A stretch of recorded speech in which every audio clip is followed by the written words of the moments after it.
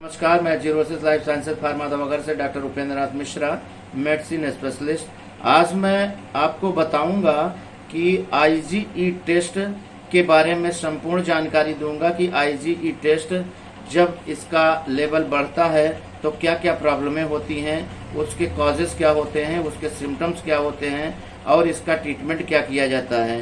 तो ये एक बॉडी का एक एलर्जी का टेस्ट होता है आईजीई, जिसको इम्यूनोग्लोबुलिन कहा जाता है।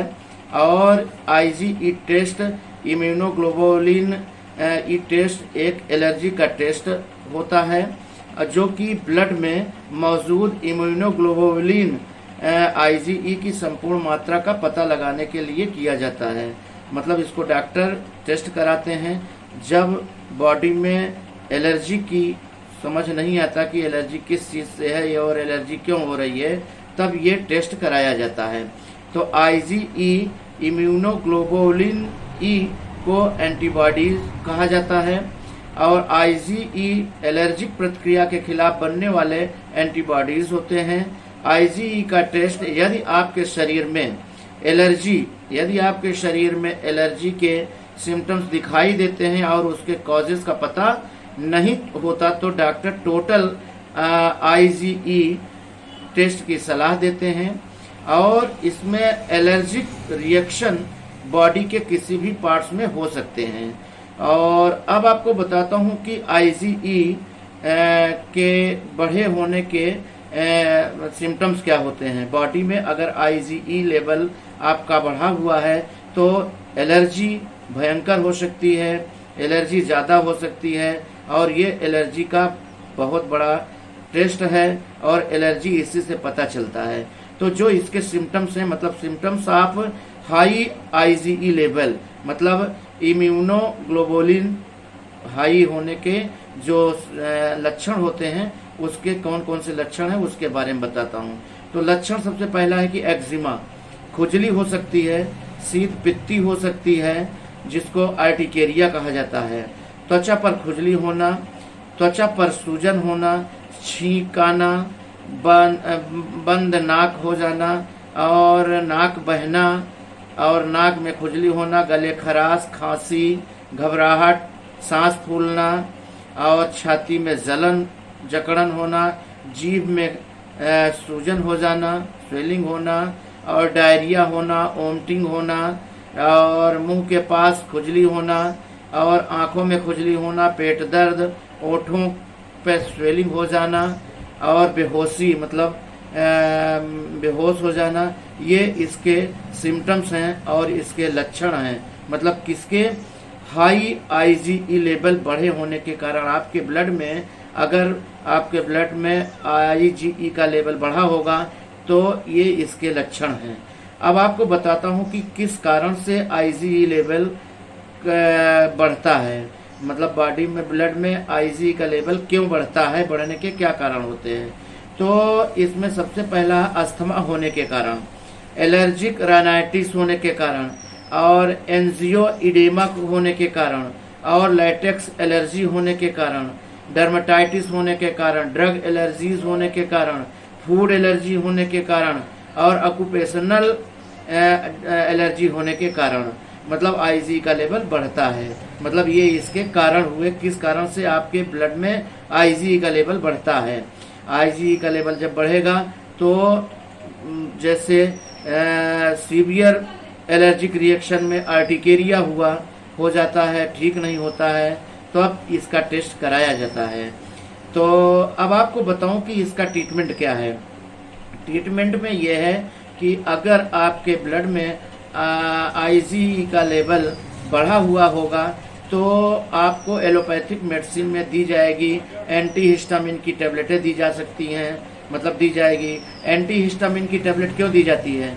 जब हमारे ब्लड में हिस्टामिन का लेवल बढ़ जाता है तो हमको एलर्जी हो जाती है। मतलब एलर्जी होने का कारण है कि हमारे ब्लड में हिस्टामिन का लेवल बढ़ने के कारण हमको एलर्जी होती है। किसी भी चीज़ की एलर्जी हिस्टामिन का लेवल बढ़ने के कारण होता है। तो इसमें एबिल टैबलेट, फेनाइनेफ्रिन जिसको कहते हैं, उसकी मैलेटेट की टैबलेट चलाई जाती है इसमें डेस्लोराटिडिन की टैबलेट चलाई जाती है। 5 mg 10 mg की टैबलेट डॉक्टर देख के बताएंगे कि आपकी स्थिति क्या है, कैसी है, कितना देना है। मतलब ये डेस्लोराटिडिन भी एक एंटीहिस्टामिन की टैबलेट है, इसको भी चलाई जाता है। डिकंजेस्टेंट की टैबलेटें चलाई जाती हैं। और फेक्सोफेनाडिन 180 mg की टैबलेटें चलाई जाती हैं। लोराटाडिन की टैबलेट चलाई जाती है और लिवोसिट्रिजिन टैबलेट चलाई जाती हैं। तो ये इसका ट्रीटमेंट हुआ।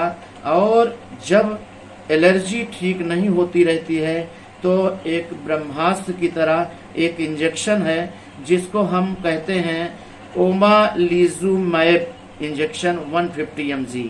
मतलब ओमालिजुमैब एक इंजेक्शन आता है जो मार्केट में भी उपलब्ध है।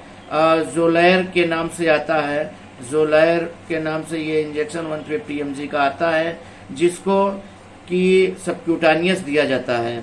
मतलब एंटी एलर्जिक का ये एक इंजेक्शन है जिसको 2 से 4 मतलब 2 हफ्ते से 4 हफ्तों के बीच में एक बार इस इंजेक्शन को दिया जाता है और इसको सबक्यूटानियस दिया जाता है। और अब आपको बताता हूँ कि नॉर्मल आईजी लेवल क्या होना चाहिए। मतलब एक नॉर्मल जो इसकी मापन है, मेजरिंग है, वो क्या होनी चाहिए। तो नॉर्मल आईजी लेवल का होता है मतलब 0 से 4 दिन का अगर कोई बच्चा है तो उस 4 दिन का कोई बच्चा है उसको एलर्जी है तो 1.5 से उसका जो लेवल होना चाहिए, एक मेजरिंग जो रजिस्टर्ड है उसको 1.5 से कम होना चाहिए। अगर 5 से 12 महीने का कोई बच्चा है तो उसमें उसके बॉडी में आईजी का लेवल 15 से कम होना चाहिए। अगर 1 से 5 साल का कोई बच्चा है तो उसको 60 से कम होना चाहिए। मतलब उसका लेवल आईजी का लेवल 60 से कम होना चाहिए। और 6 से 9 साल का अगर कोई बच्चा है तो उसको 90 से कम होना चाहिए आईजी का लेवल। और अगर कोई 10 से 16 वर्ष का है तो उसको 200 से कम उसका आईजी का लेवल होना चाहिए। और 16 साल का कोई अगर है, 16 के ऊपर है, तो उसका 100 से कम आईजी लेवल होना चाहिए। अब आपको बताऊं एडल्ट का मतलब हुआ कि 3 से 423 आईजी का लेवल होना चाहिए एडल्ट में। और जो एक आइडियल मेजरिंग की गई है, आइडियल लेवल जो कहा गया है कि आइडियल लेवल कितना होना चाहिए आईजी का, तो आपके बॉडी में एक आइडियल लेवल जो होता है वो 100 से कम होना चाहिए।